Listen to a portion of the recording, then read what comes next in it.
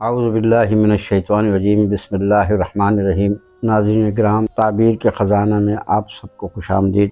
ہمارا آج کا موضوع ہے خواب میں امرود کو دیکھنا۔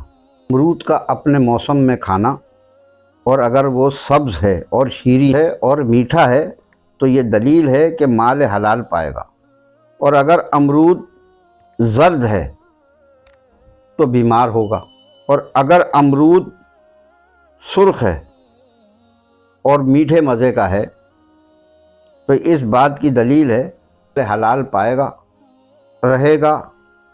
اور اگر وہ یہ دیکھے کہ امرود بے مزہ ہے اور کسیلا ہے تو یہ اس بات کے اوپر اشارہ کرتا ہے کہ غم میں مبتلا ہوگا اور اس کو پریشانیاں لاحق ہوں گی۔ حضرت کرمانی رحمۃ اللہ علیہ نے فرمایا کہ امرود سبز اور میٹھا اس کے اپنے موسم میں دیکھنا اپنی مرادوں کو پانا ہے، اور اگر کھائے گا تو اس سے بھی اس کو فائدہ ملے گا۔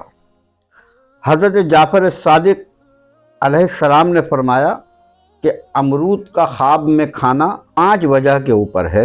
اول تو اس کو مال حلال ملے گا، دوم تونگری پائے گا یعنی طاقتور ہوگا، سوم شادی کرے گا، عورت ملے گی، چہارم مراد پائے گا، اور پنجم نفع ملے گا۔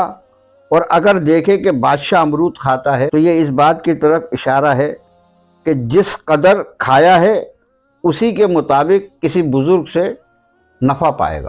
خیر الدعوانا والحمدللہ رب العالمین۔